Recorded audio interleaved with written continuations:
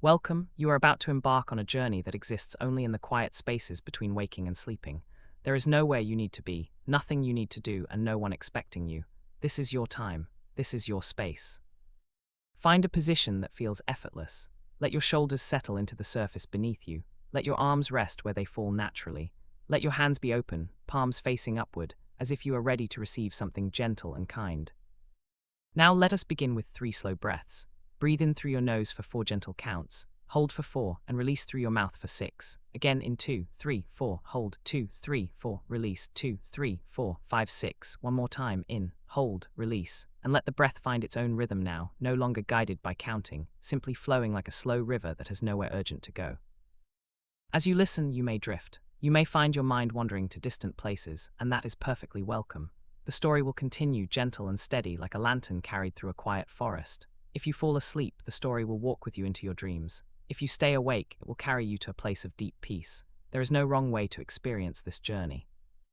Tonight, we travel to a place that exists on no map you have ever seen, yet has always been waiting for you.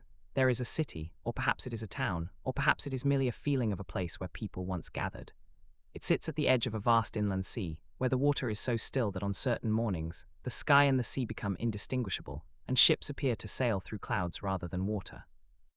The locals call this phenomenon the mirror day, and it happens without warning, perhaps 3 or 4 times each year, always on a Tuesday, though no one has ever determined why Tuesday should hold such privilege. In this city there is a street. It is not a famous street, nor a busy one. It curves gently between an old botanical garden that has not required a gardener in over 40 years, yet continues to bloom in perfect harmony, and a library that only opens its doors after midnight. The street is called Serenity Lane, though the original sign was lost in a storm 2 centuries ago and replaced by a hand-painted board that reads simply, "Walk slowly." At number 7 Serenity Lane, there is a building that appears to be made of pressed pages from old books, bound together by some invisible force that keeps the structure perfectly sound despite looking, to the untrained eye, like it should collapse into a heap of paper at the slightest breeze. The door is blue. Not a bright blue, nor a sad blue, but the precise blue of the sky exactly 20 minutes after sunset on a clear evening in late spring. This blue has no name in any color chart, yet everyone who sees it recognizes it immediately as the color of peaceful endings and gentle beginnings. This is the office of Elias Thorne, the last cartographer of forgotten dreams. Elias is not old, nor is he young. He exists in that comfortable middle place where age becomes irrelevant because one has stopped counting. His hair is the color of autumn wheat, touched with silver at the temples that seems to catch light even in the darkest room. He wears a coat made of fabric that was woven from the threads of 1,000 unfinished blankets, soft, warm, and carrying the faint scent of lavender and old paper. He has been expecting you. Not you specifically, perhaps, but someone like you. Someone who, on this particular evening, would find themselves unable to sleep, searching for something they cannot name, guided by a restlessness that is not anxiety, but rather the gentle pull of a door that has been left ajar in the mind. Elias sits at his desk, which is not really a desk but an enormous slab of petrified wood from a tree that grew for 3,000 years in a forest that no longer exists. The surface is perfectly smooth, polished by the hands of countless dreamers who have sat across from him, tracing the grain with their fingertips as they spoke of things they had forgotten they knew. Before him lies a letter. It has been lying there for exactly as long as it needed to lie there, neither rushed nor delayed. The envelope is made of paper that feels like the skin of a peach, soft and slightly fuzzy, and it bears no stamp, no address, no return mark. Only your name, written in ink that shifts between deep indigo and warm amber depending on how the light falls upon it. Elias does not open the letter. He knows, as all cartographers of dreams know, that some messages must be delivered by the intended recipient. He merely waits, his hands folded, his breathing slow and steady, creating a rhythm in the room that feels like the heartbeat of a sleeping giant. The room around him is filled with maps, but these are not maps of countries, or cities, or even streets. These are maps of emotions, of memories, of possibilities that once felt so close they could be touched. There is a map of the exact feeling of finding a lost childhood toy after decades of absence. There is a map of the silence that falls between 2 people who understand each other completely without speaking. There is a map of the weight of sunlight on a winter afternoon, and another of the sound of rain when heard from inside a tent that feels impossibly safe. Each map is drawn not with ink, but with something that resembles spider silk, fine, strong, and glowing with a faint luminescence that requires no external light source. The maps move slowly, subtly, shifting their borders as the dreams they represent evolve in the minds of dreamers across the world. Elias looks up. The blue door has opened, though no hand has touched it. A draft of air enters that smells of cinnamon and distant thunderstorms, and he knows that the moment has arrived. "Welcome," he says, and his voice is the sound of a cello played in an empty concert hall, rich, resonant, and somehow private. "I have been keeping your place warm." He gestures to the chair across from him. It is not the same chair that was there a moment ago. Now it is exactly the chair you have always wanted to sit in. Perhaps it is overstuffed and enveloping, or perhaps it is straight-backed and supportive, or perhaps it is a hammock that sways gently in a breeze that cannot be felt but can be heard, rustling the edges of the maps on the walls. You sit, or perhaps you are already lying down, and the chair is merely a memory of sitting, a metaphor for being held. It does not matter. What matters is that you are here, and Elias Thorne is smiling at you with the smile of someone who has seen 1,000 arrivals and is genuinely delighted by each one. "The letter," he says, sliding it across the petrified wood with a movement so smooth it seems to float, "arrived this morning. Or perhaps it arrived years ago and only now decided to make itself visible. Time is different here, more accommodating, less insistent." You look at the envelope. Your name shimmers. You do not remember ordering anything, or expecting correspondence, or even knowing that this place existed. Yet somehow you are not surprised. Some part of you, the part that wakes up just before dawn and remembers fragments of dreams that feel more real than waking life, has always known that a letter was coming. Before you open it, Elias continues, reaching for a cup that steams with something that smells of vanilla and starlight. "Let me tell you what I do here. It may help you understand what you are about to read, and where you are about to go." He sips. The steam curls upward and forms a small cloud near the ceiling, where it lingers, occasionally flashing with miniature lightning that makes no sound. "I am a cartographer, but I do not map what is. I map what was once dreamed and then forgotten. Every night across this world and perhaps others, billions of minds venture into landscapes of infinite possibility. They fly, they discover, they speak with the dead, they walk through doors that lead to oceans, they hold conversations with versions of themselves that made different choices. And then in the morning they wake up, and the dreams dissolve like mist in sunlight." He sets down his cup. The sound it makes against the wood is a soft chime, like a distant bell marking an hour that does not exist on conventional clocks.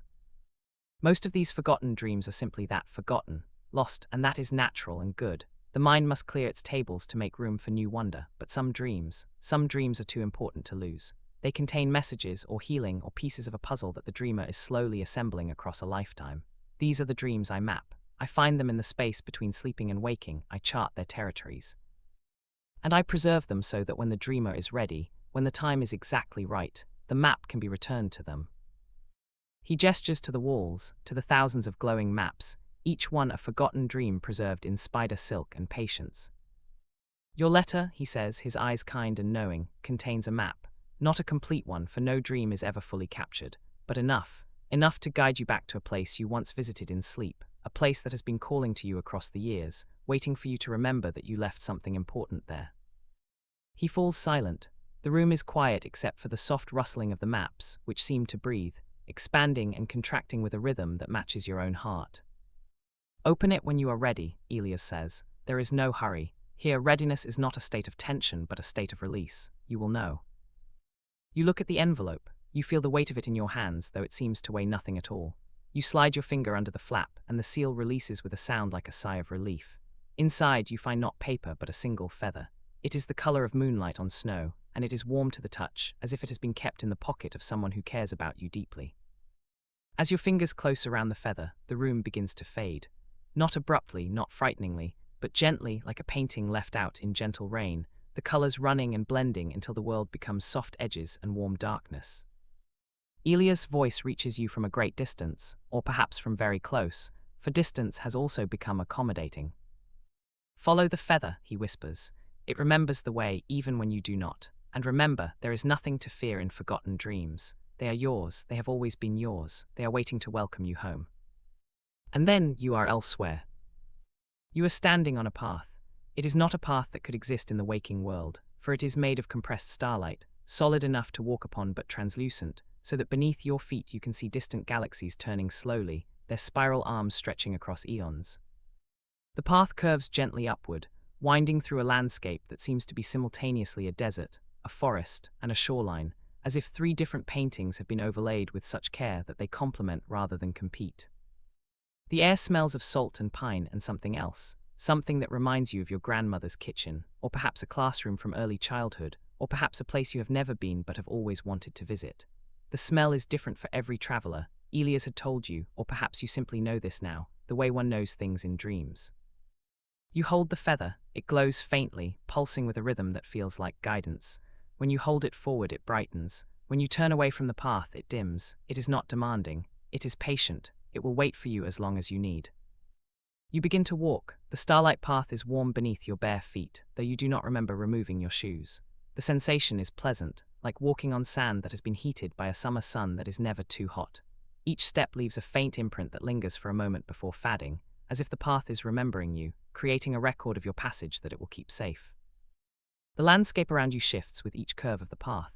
Now you are walking through a forest of trees that are made entirely of crystal, their branches chiming softly in a wind that cannot be felt.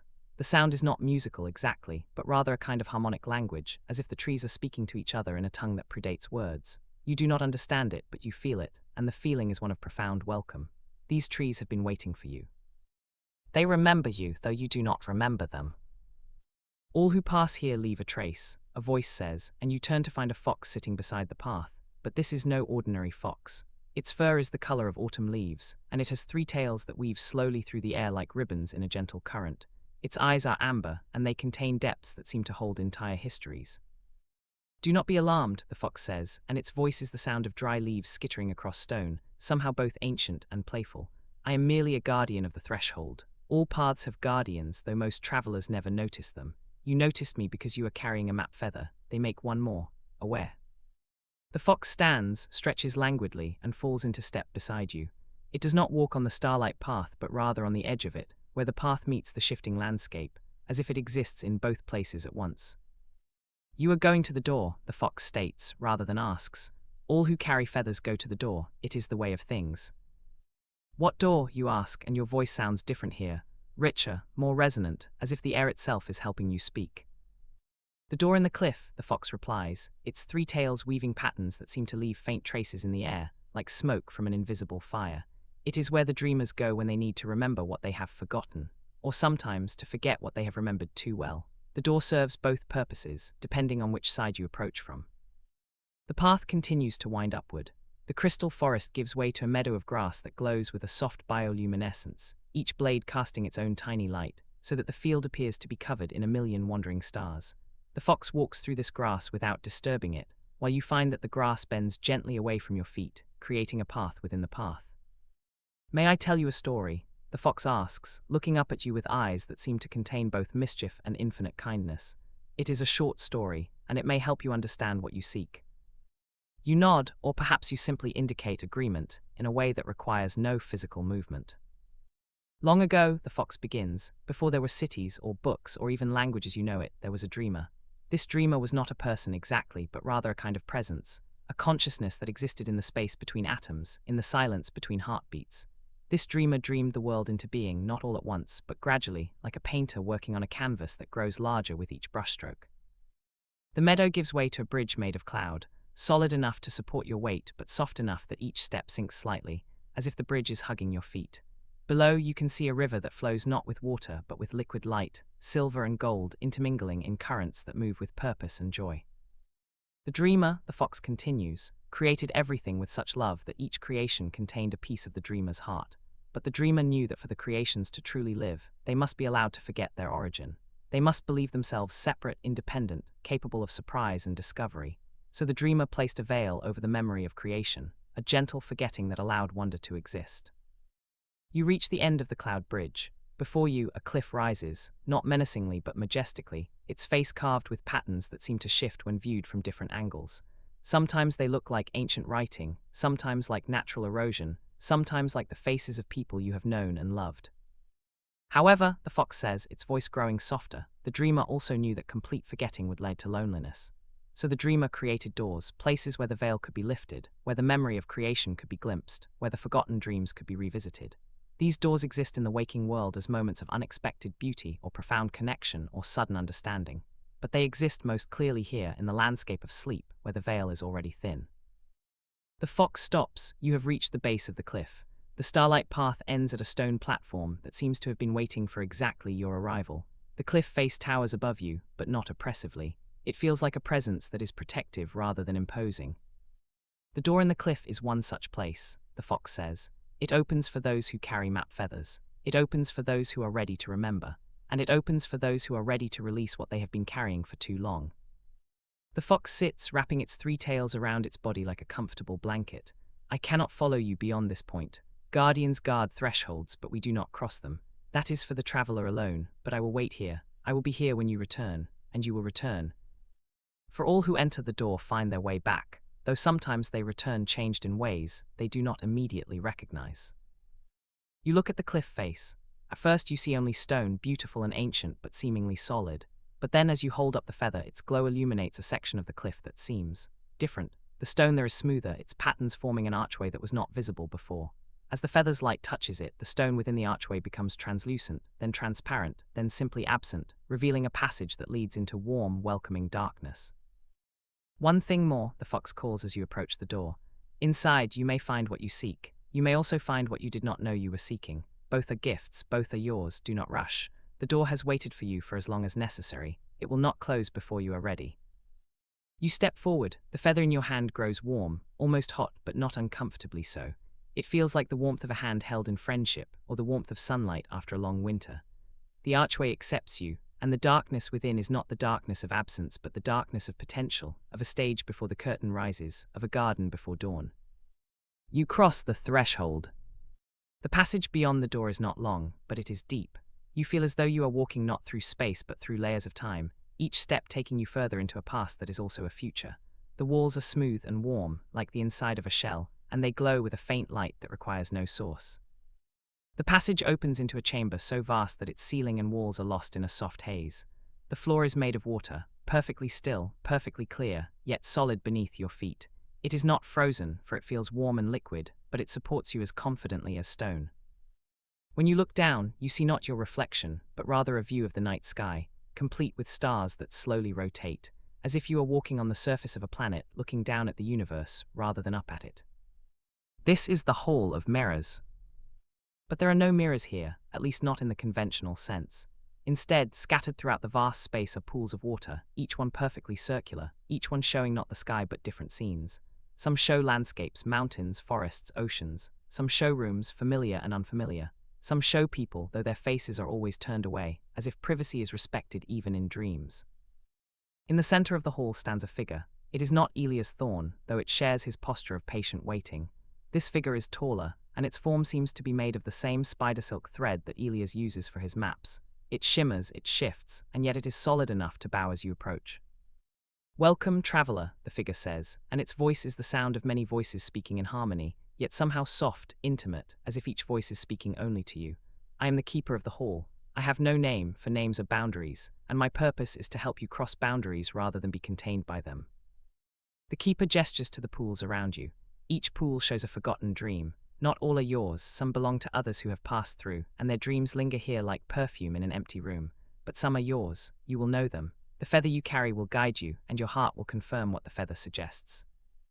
You look at the pools. There are hundreds, perhaps thousands, each one glowing with its own internal light, each one showing a world complete and alive. The feather in your hand pulses, and you feel a pull toward one particular pool, off to the left, near a pillar that seems to be made of stacked books, though the titles are in languages you cannot read. You walk toward it. The water floor ripples slightly with each step, sending concentric circles outward that disturb none of the other pools. The keeper follows at a distance, present but not intrusive, like a good host who knows when to offer assistance and when to offer solitude. The pool the feather has chosen is larger than most, perhaps 3 feet across, and its water is not clear but rather a deep, warm amber, like honey held up to sunlight. As you approach, the surface shimmers and an image resolves. You see a library, but it is unlike any library you have seen in waking life. The shelves rise not just upward but outward, extending into distances that seem impossible within the confines of a building. The books are not merely stored but are growing like plants, their spines branching, their pages unfurling like leaves. Some books are small, the size of your palm, while others are enormous, their pages the size of doors, their text written in letters that shift and rearrange as you watch. And there is someone in the library. A child, perhaps 8 or 9 years old, sitting cross-legged on a rug that appears to be woven from the fabric of a clear night sky, complete with slowly moving constellations. The child is reading, utterly absorbed, and as you watch, you feel a recognition that transcends memory. You know this child. You have been this child. This is your dream, the keeper says softly, standing beside you now. You dreamed it when you were very young, perhaps too young to remember dreaming it. It was a dream of infinite knowledge, of a place where every question had an answer, where every book could be opened and understood, where learning was not work but joy. In this dream, you spent what felt like years, though in waking time it was merely a night. And when you woke, you remembered it for a moment, and then it was gone, filed away in the part of the mind that keeps treasures safe until the owner is ready to receive them. You stare at the child in the pool. The child looks up, not at you, for you are watching from outside the dream, but at something above them, perhaps a window, perhaps a light. The expression on the child's face is one of pure, unguarded wonder. It is the face of someone who has just discovered that the world is larger, kinder, and more magical than they had ever dared to hope. What happened to this dream? You ask, and your voice is hushed, reverent. It was stored, the keeper replies, as all important dreams are stored, but it was not lost. It shaped you even in forgetting. It created in you a love of learning, a comfort in quiet places, a belief that answers exist if one is patient enough to seek them. It became part of your foundation, invisible but essential, like the bedrock beneath a city. The keeper kneels beside the pool, and the spider silk of its form dips slightly into the amber water, creating ripples that do not distort the image, but rather seem to enhance it, adding depth and warmth. Would you like to enter? The keeper asks. Not to relive, for reliving is impossible and often disappointing, but to revisit, to remember the feeling, to let the child you were speak to the adult you are, and perhaps to let the adult you are speak comfort to the child you were. Dreams are conversations across time, and this conversation has been waiting for you. You look at the feather. It glows steadily, warmly, encouragingly. You look at the pool, at the child, at the endless shelves of growing books. You feel a longing that is not painful, but rather the sweet ache of returning to a home you had forgotten was yours. How do I enter? You ask. Simply step forward, the keeper says. The pool will receive you. The water will not wet you, for this is not water as you know it, but rather concentrated memory. It will envelop you, and you will find yourself in the dream. You will be both observer and participant, both the child and the adult who watches over the child. You will remember what you need to remember, and you will forget what you need to forget. The dream is wise. It has been waiting for you, and it knows exactly what to offer. You take a breath. The air in the hall of mirrors tastes of old paper and possibility. You step forward. The amber water rises to meet you. The water does not feel like water. It feels like warmth, like comfort, like the moment of sinking into a bed that is exactly the right temperature after a day of satisfying exhaustion. It rises around you, and then you are through it, and you are standing in the library. It is exactly as the pool showed it, yet infinitely more detailed, more real, more present. The air smells of paper and binding glue and something else. The scent of imagination, which has no name in the waking world but here is as distinct as lavender or rain. The shelves stretch in all directions, and you can hear the books growing, a soft sound like leaves unfurling in time-lapse, like pages turning in a gentle breeze. The child is still there, sitting on the star-weave rug, reading a book that appears to be made of light. The child does not look up, but you know they are aware of you. In dreams, awareness does not require attention. You sit down beside the child. The rug is soft, and it shifts slightly to accommodate you, the constellations rearranging to include new stars that seem to correspond to moments in your own life. You see a star that represents a triumph you had forgotten. You see another that represents a kindness you received and never fully acknowledged. You see a constellation that forms the shape of a door, and you understand that this is the door you just entered, now memorialized in the sky beneath you. The child turns a page. The book of light reveals an image of a tree, but the tree is made of words, its branches sentences, its leaves paragraphs, its roots dipping into soil that is pure, unformed story.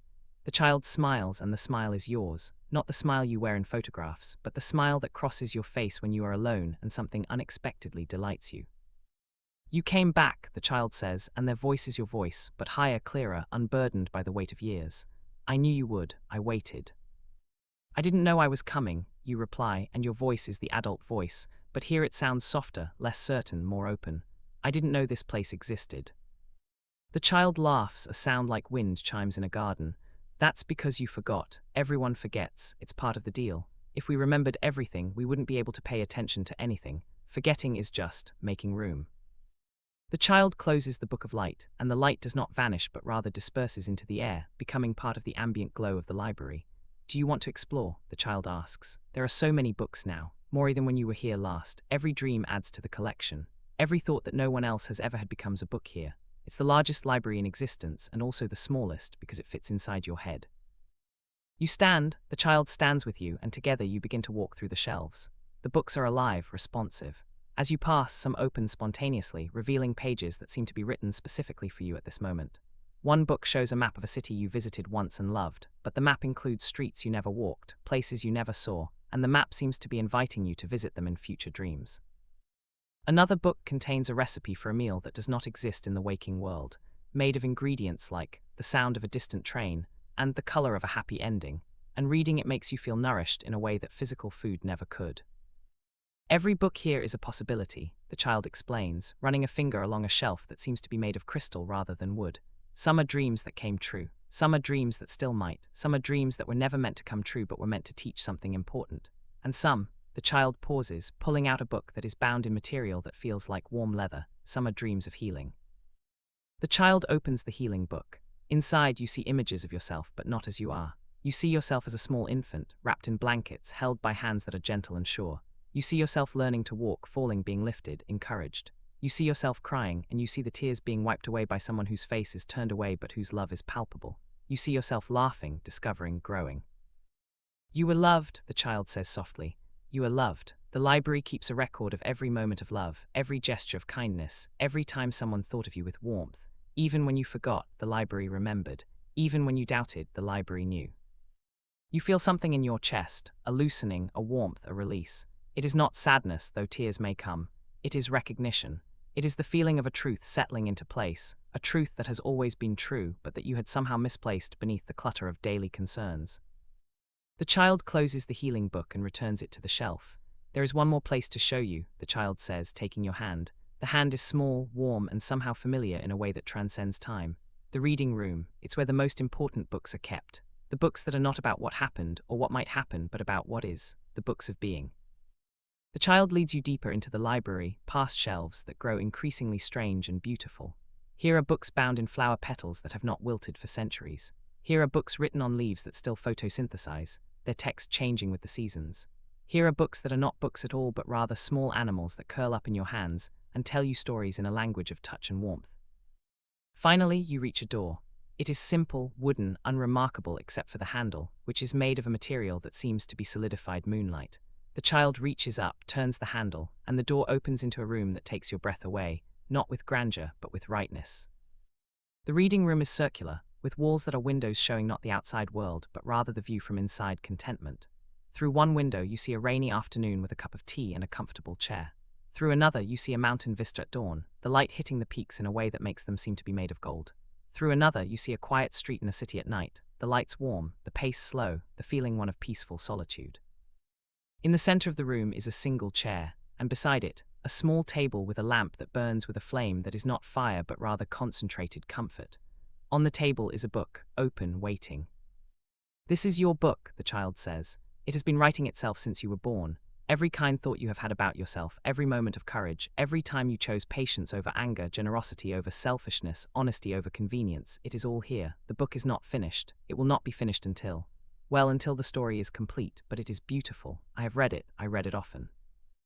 The child gestures to the chair. Sit, read what you need to read. The library will keep the rest safe. And when you are ready, the door will open and you will return to the hall, and from there to the path, and from there to waking. But you will carry this room with you. It will be here always, waiting for your return. You can come back whenever you need. The door is never locked. The light is never extinguished. The book is never closed.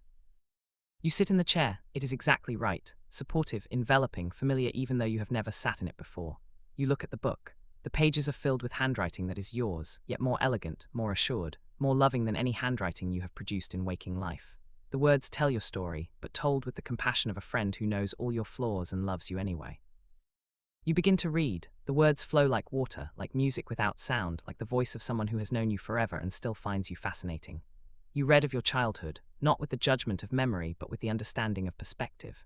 You read of your struggles, and the reading does not reopen wounds, but rather shows you how each struggle was survived, how each pain was transmuted into wisdom. You read of your joys, and they are amplified, celebrated, preserved in language that does them justice. Time passes, or perhaps it does not. In the reading room, time is a guest, not a master.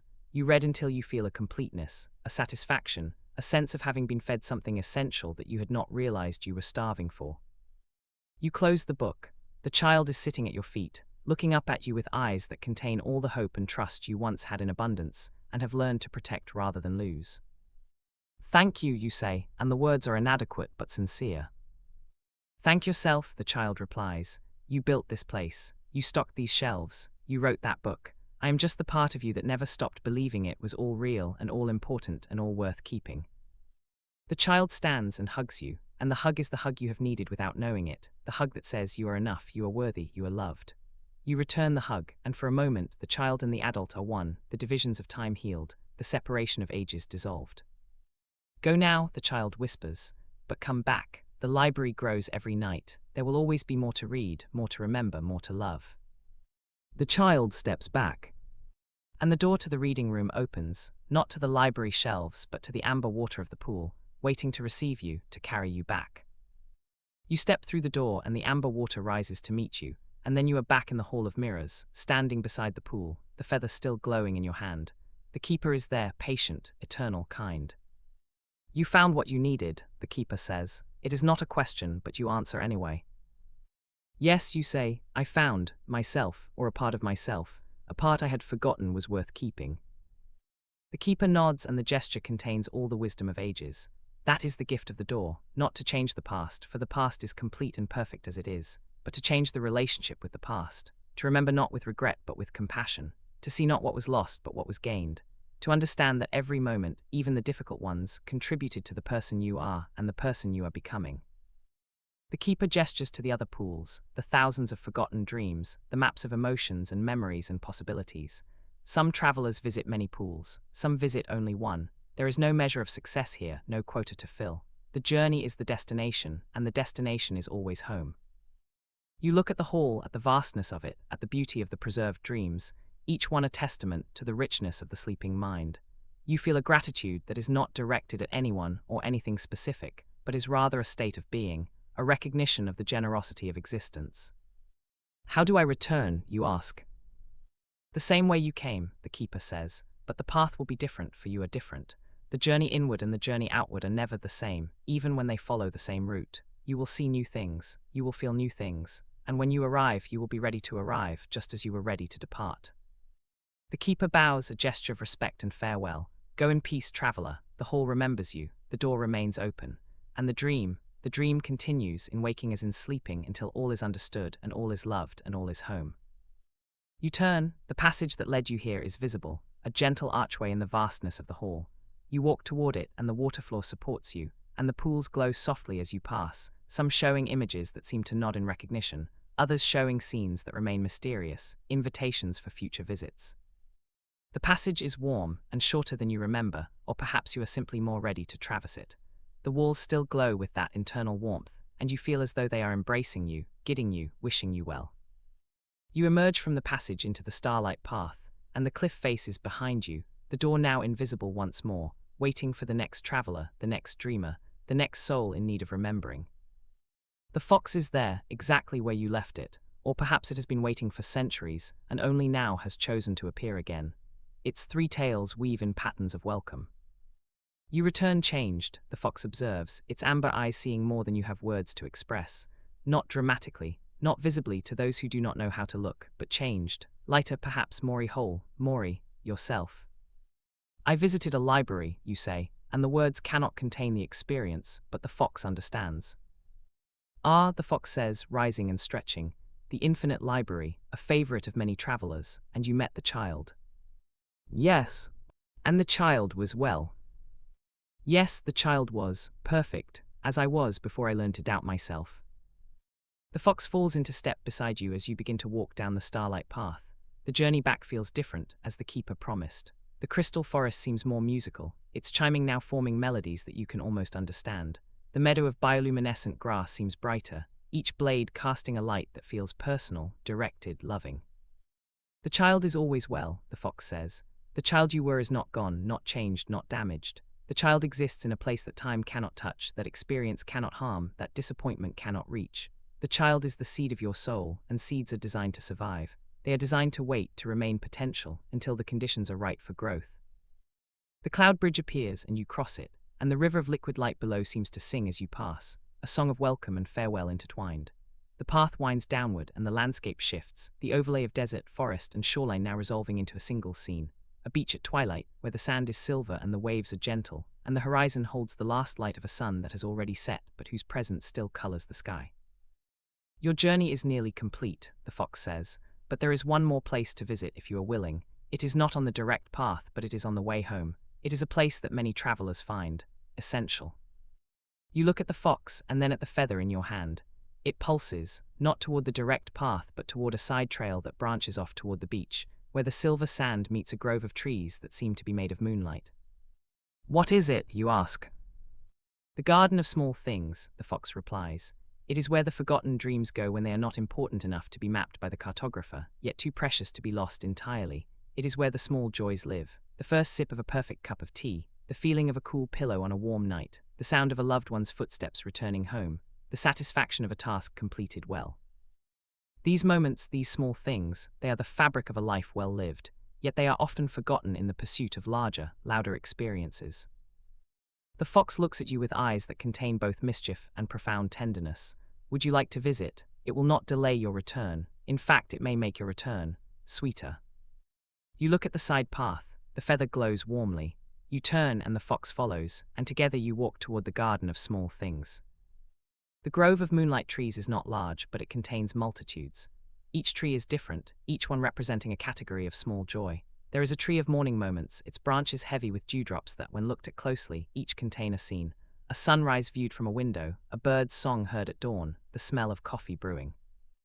There is a tree of evening comforts, its leaves showing images of blankets, of warm lights, of the sound of a door closing on a day that was survived and will not need to be lived again. And there is a tree of connections, and this tree is the most beautiful of all.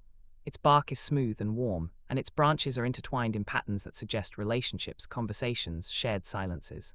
On its leaves are recorded moments of human contact. A hand on a shoulder, a smile across a room, a letter received, a message sent that said simply, "I am thinking of you." The fox sits at the base of this tree, its three tails wrapped around its body, its eyes half closed in contentment. "This is my favorite tree," the fox admits.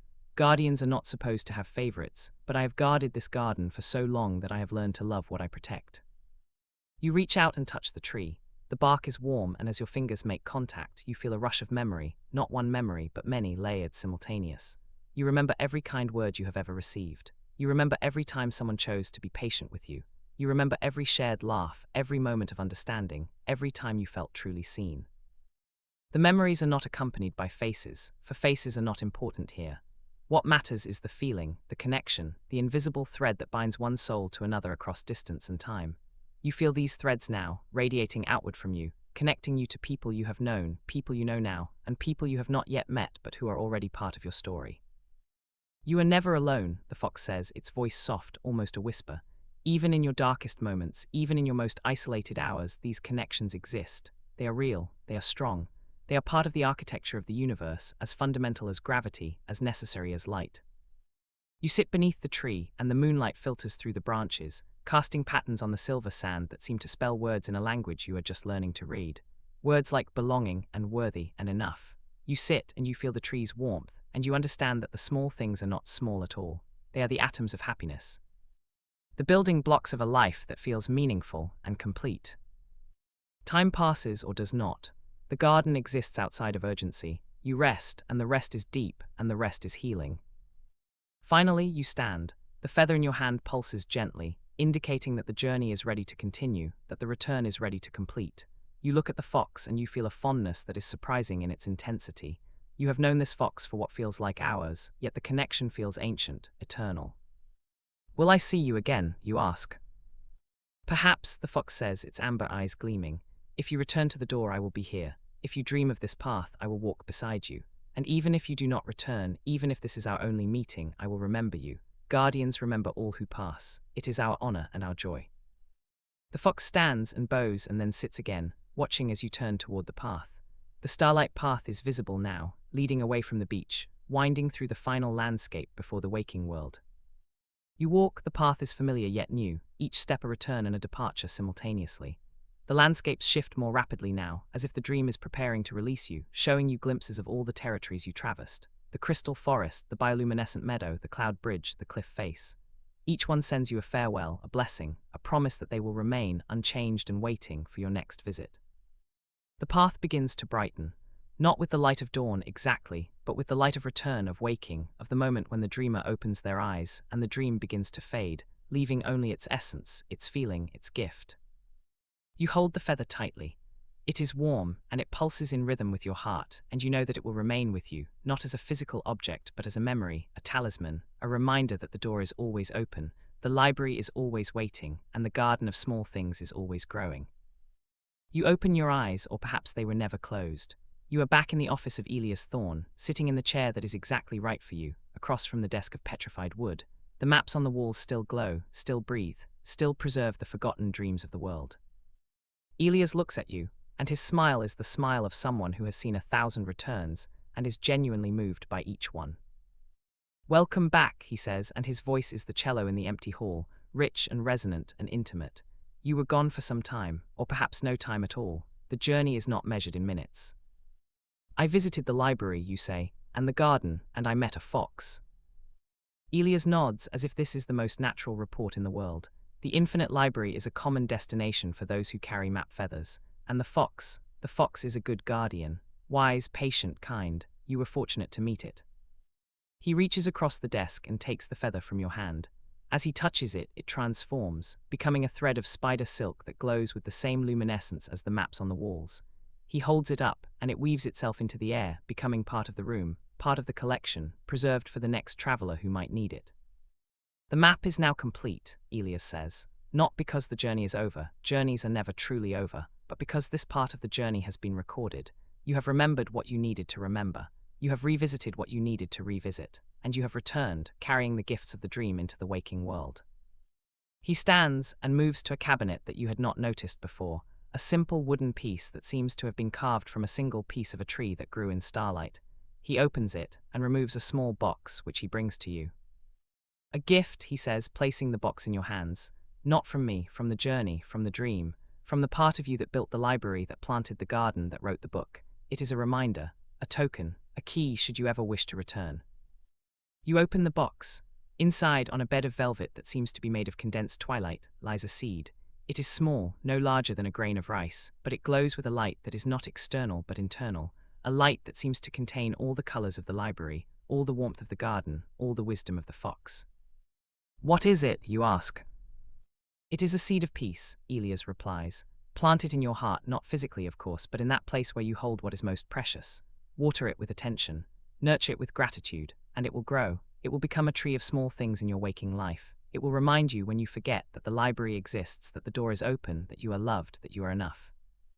You close the box, and you feel its weight in your hands, a weight that is not heavy but rather significant, meaningful, real. "Thank you," you say. "Thank yourself," Elias replies, echoing the child in the library. "I am merely the cartographer. I draw the maps, but you are the traveler. You make the journey. You do the work of remembering, of returning, of growing. My role is small. Yours is infinite." He moves to the blue door, the door that is the color of peaceful endings and gentle beginnings, and he opens it. Outside, it is twilight or dawn, or perhaps both simultaneously. The air smells of cinnamon and distant thunderstorms, and you know that beyond this door lies your waking life, your bed, your room, your world. But you also know that the door leads both ways, that the journey is not a one-time event but a cycle, a rhythm, a relationship. You can return, you will return, the library will grow, the garden will bloom, and the fox will wait, patient and kind and eternal. You step through the door. Elias' voice follows you, gentle and fadding, like a bell marking an hour that does not exist on conventional clocks. "Sleep well, traveler, dream well, remember well, and know that you are always welcome here, in the space between waking and sleeping, in the landscape of forgotten dreams, in the place that has always been waiting for you." The door closes softly and the blue fades, and you are lying down, you are comfortable. Your body is heavy, relaxed, supported by the surface beneath you. Your breathing is slow and deep, finding its own rhythm, no longer guided by counting, simply flowing like a slow river that has nowhere urgent to go. The story has ended, but the journey continues. The library is open, its shelves growing, its books waiting. The garden is blooming, its trees of small things heavy with joy. The fox is watching, its amber eyes seeing across time and space. And Elias Thorne is at his desk, drawing maps, preserving dreams, keeping the door open for your return. You carry the seed of peace in your heart. You carry the memory of the child you were and the wisdom of the adult you are. You carry the connections, the small things, the moments of love and kindness that form the fabric of a life well lived. There is nothing more you need to do tonight. There is nowhere more you need to go. The story has walked with you to the edge of sleep, and now it will walk with you into your dreams, gentle and steady, like a lantern carried through a quiet forest. Let your thoughts drift, let your mind wander to distant places. The library is there waiting, the garden is there growing, the door is there open. And you are here now, held in the space between waking and sleeping, carried on the slow river of breath, embraced by the warmth of the night, safe, peaceful, and profoundly, perfectly enough. Sleep well, traveler, dream well, and remember, you are always welcome home.